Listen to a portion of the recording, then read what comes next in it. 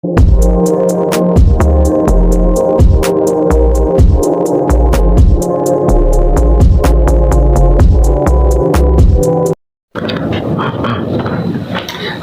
Assalamualaikum warahmatullahi wabarakatuh. Perkenalkan, saya Muhammad Ridwan dengan NIM 20230501020999. Baik, saya mahasiswa dari IAIN Kendari, program studi Perbankan Syariah, Fakultas Ekonomi dan Bisnis Islam. Baik, di sini saya akan membahas 6 materi yang sudah dipresentasikan dari teman-teman kemarin. Baik, saya lupa materinya teman-teman, mungkin saya scroll sebentar, maaf. Baik, materi pertama yaitu konsep dasar etika dan moral dalam kehidupan. Nah, pertama-tama ini kita masuk pada pengertian etika, teman-teman. Nah, pengertian etika ini merupakan salah satu cabang filsafat yang mempelajari tentang nilai, norma, dan prinsip yang mengatur perilaku manusia dan menentukan mana yang baik dan mana yang buruk, serta mana yang benar dan mana yang salah. Nah, itu adalah pengertian dari konsep dasar etika. Nah, terus yang kedua, pengertian moral. Nah, ini hampir sama teman-teman dengan etika.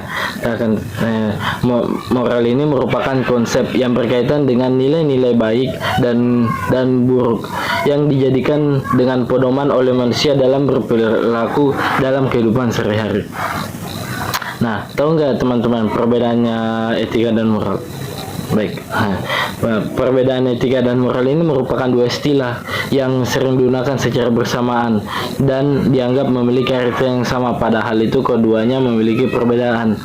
Nah, perbedaan etika dan moral ini berdasarkan beberapa aspek.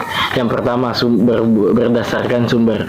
Terus yang kedua, berdasarkan sifat, fungsi, dan penerapan. Nah, pertama kita masuk pada berdasarkan sumber.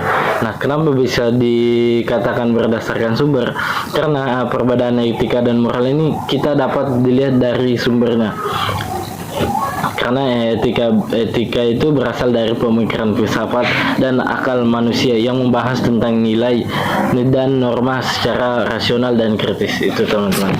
Nah, terus yang kedua kita masuk pada berdasarkan sifat. Nah, etika bersifat teoritis ini merupakan ilmu yang mempelajari tentang baik dan buruk dalam suatu tindakan.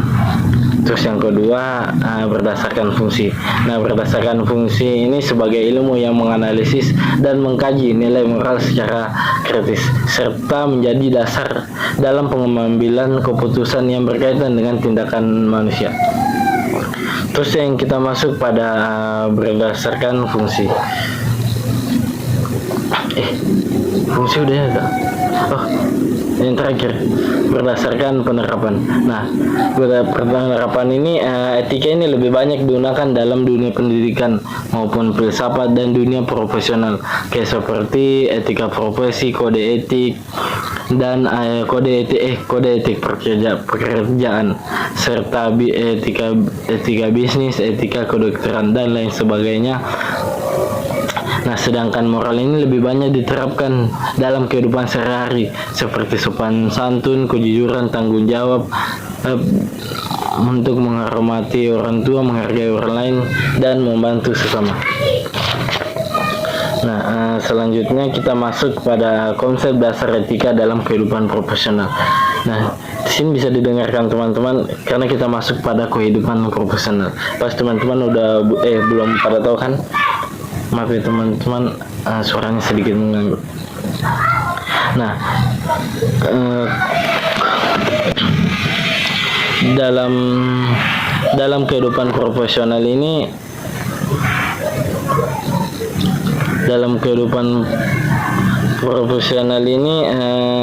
etika profesional ini merupakan seperangkat nilai, norma, prinsip, dan aturan yang mengatur perilaku seseorang dalam menjalankan prosesnya agar bertindak secara benar, jujur, bertanggung jawab, dan profesional. Nah, selanjutnya kita masuk pada prinsip etika dalam kehidupan profesional. Yang pertama itu prinsip tanggung jawab. Di sini ada beberapa prinsip teman-teman. Yang pertama prinsip tanggung jawab, kejujuran, integritas, prinsip keadilan, loyalitas, dan disiplin. Mungkin saya tidak bisa jelaskan karena teman-teman udah pada tahu prinsip-prinsip yang saya sebutkan tadi. Yang pertama kejujuran dan tanggung jawab dan lain-lain. Baik, oke teman-teman, itulah tadi hasil materi dari presentasi dari materi pertama. Nah, selanjutnya kita akan bahas pada materi kedua yang berjudul itu prinsip etika profesi dalam perbankan.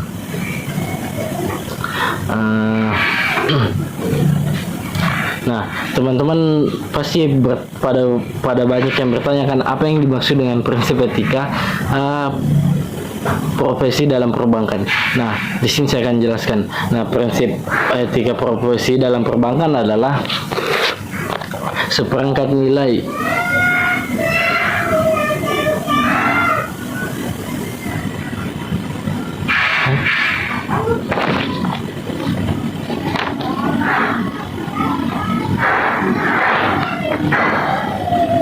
maaf ya teman-teman.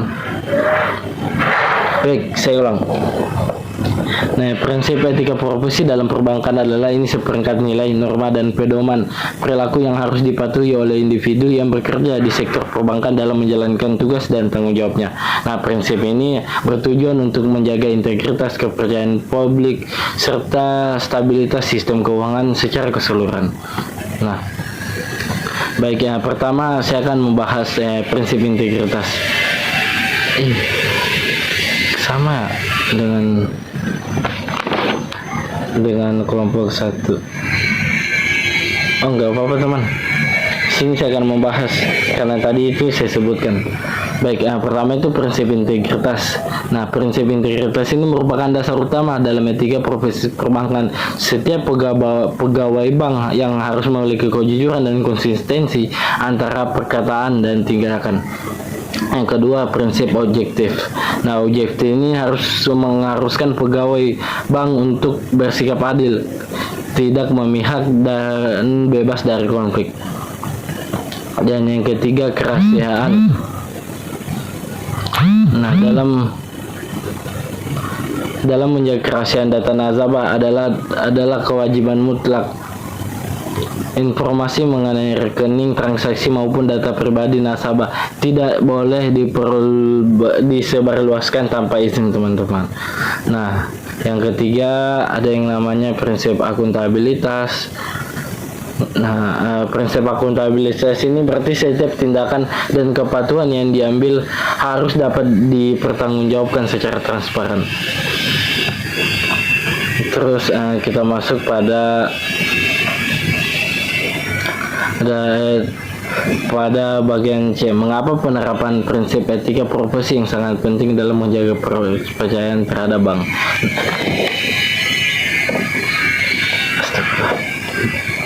Baik, penerapan prinsip etika profesi dalam perbankan itu sangat penting karena bank itu merupakan lembaga yang berlandaskan pada kepercayaan masyarakat dalam mengelola dananya. Nah, kepercayaan tersebut hanya dapat dibangun dan dipertahankan apabila seluruh kegiatan perbankan dijalankan dengan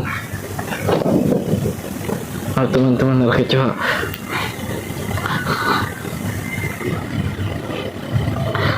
Sedangkan dijalankan dengan menjunjung tinggi nilai-nilai etika seperti kejujuran, transparansi, dan tanggung jawab dan profesionalisme.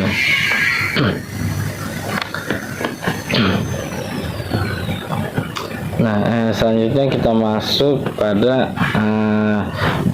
dampak yang terjadi jika prinsip etika profesi ini dalam perbankan tidak diterapkan dengan baik. Nah, yang pertama itu dampaknya, adapun dampak yang ditimbulkan jika prinsip etika profesi ini tidak diterapkan dengan baik.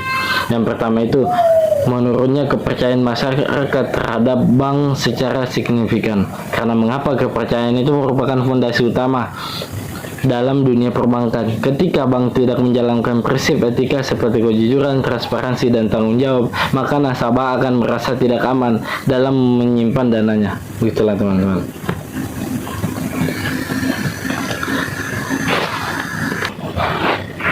Baik, selanjutnya kita masuk pada materi ketiga, yang itu konsep profesi dan profesionalisme di sektor perbankan.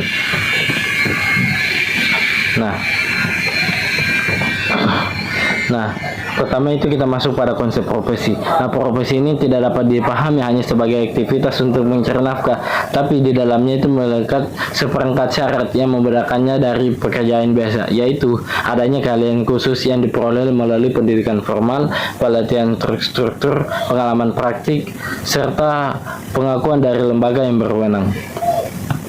Itu yang disebut dengan konsep. Nah, sekarang kita masuk pada konsep profesionalisme.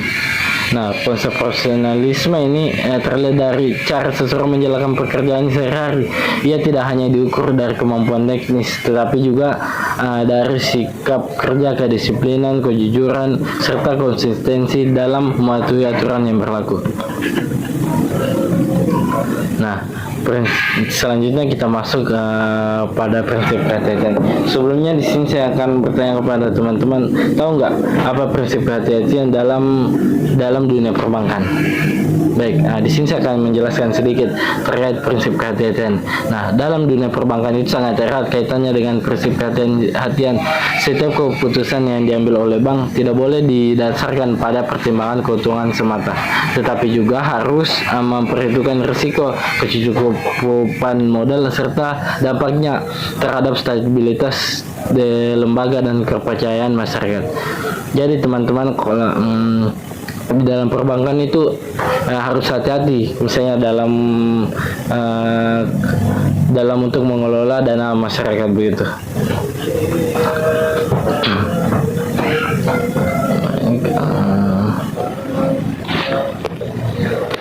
Baik, maaf teman-teman telah lama menunggu. Selanjutnya kita akan masuk pada kode etik profesi perbankan dan etika pelayanan pada nasabah.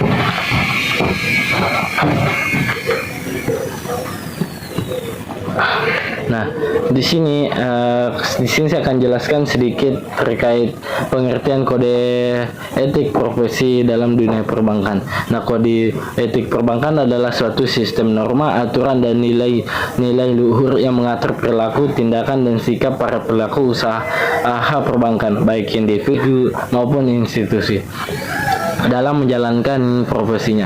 Nah, di Indonesia ini pedoman utama yang menjadi acuan adalah kode etik perbankan Indonesia. Nah, tujuan dari penerapan kode etik itu yang pertama menjaga kepercayaan publik, melindungi nasabah, menjaga stabilitas sistem keuangan, menciptakan persaingan sehat, dan yang terakhir itu meningkatkan profesionalisme.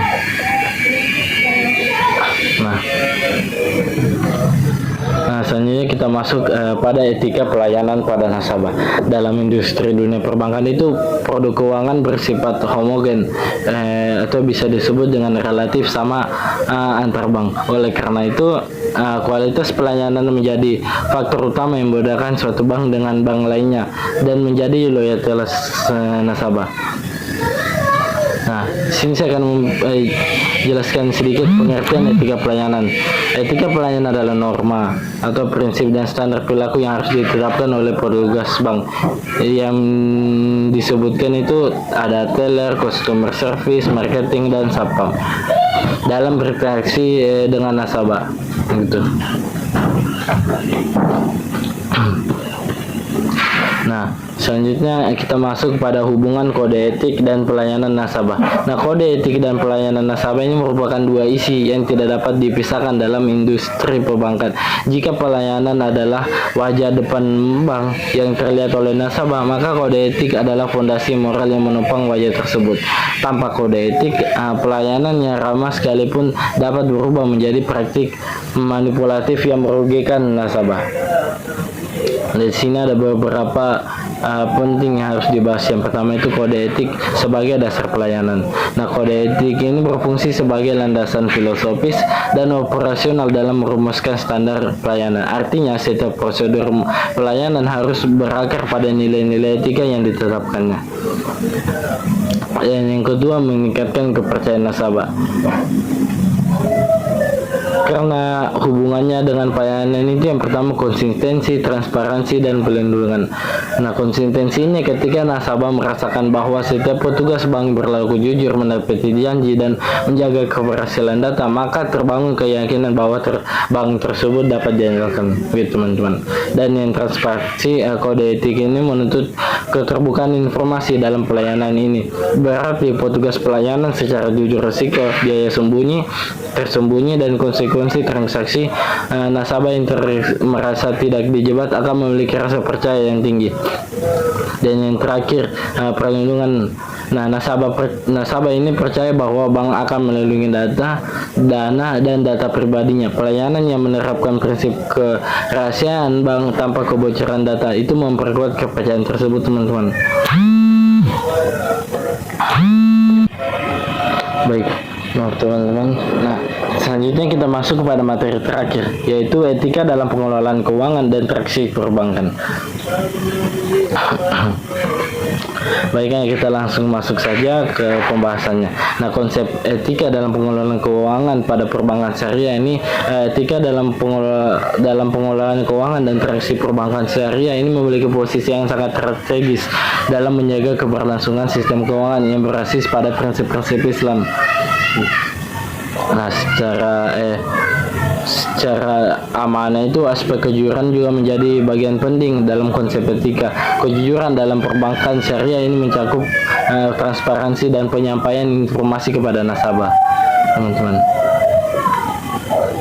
Nah, selanjutnya kita masuk pada prinsip-prinsip etika yang harus diterapkan dalam transaksi perbankan syariah. Nah, yang pertama ini amanah. Nah, karena kenapa? Amanah ini mencerminkan kepercayaan yang diberikan oleh nasabah kepada bank untuk mengelola dana mereka secara bertanggung jawab. Dalam konteks ini, bank syariah ini tidak hanya berperan sebagai lembaga keuangan, tetapi juga sebagai pihak yang memikul tanggung jawab moral dan spiritual. Mohon maaf teman-teman, suaranya sedikit mengganggu karena anak tetangga sedang menangis. Terus yang kedua ada yang namanya sidik atau yang bisa disebut dengan kejujuran. Artinya kejujuran. Nah, prinsip kejujuran dan sidik ini menjadi pilar sangat penting dalam membangun hubungan yang sehat antara bank dan nasabah. Karena mengapa? Kejujuran ini menuntut adanya keterbukaan dalam penyampaian informasi, baik terkait produk, mekanisme transaksi maupun risiko yang mungkin timbul. Dan yang ketiga, keadilan. Nah, prinsip keadilan ini juga memiliki peran yang sangat signifikan dalam perbankan syariah. Nah, keadilan dalam sistem ini itu diwujudkan melalui pembagian keuntungan dan risiko yang proporsional antara pihak-pihak yang terlibat, teman-teman. Mungkin saya tidak bisa jelaskan bagian tanggung jawab karena mungkin teman-teman udah pada tahu ya. Baik, selanjutnya kita masuk pada bagian bentuk pelanggaran etika yang terjadi dalam pengelolaan keuangan transaksi dalam dunia perbankan. Nah, pelanggaran etika dalam pengelolaan keuangan dan transaksi perbankan syariah merupakan penyimpanan dari prinsip-prinsip syariah yang seharusnya itu menjadi landasan utama dalam setiap aktivitas operasional. Dalam praktik pelanggaran ini tidak hanya terjadi karena unsur kesengajaan, tetapi juga disebabkan oleh lemahnya sistem pengawasan, kurangnya pemahaman terhadap prinsip syariah.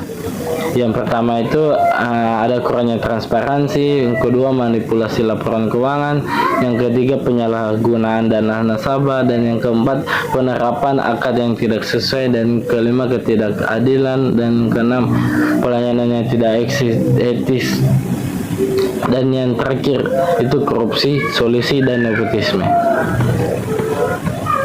Baik, mungkin itu saja yang bisa saya sampaikan teman-teman dari 5 materi hasil dari materi yang sudah dipresentasikan oleh teman-teman. Mungkin hanya itu bisa yang saya sampaikan teman-teman. Selanjutnya mohon maaf bila saya ada salah kata, mohon dimaafkan. Saya tutup dengan ucapan wassalamualaikum warahmatullahi wabarakatuh. Selamat menonton teman-teman. Bye bye.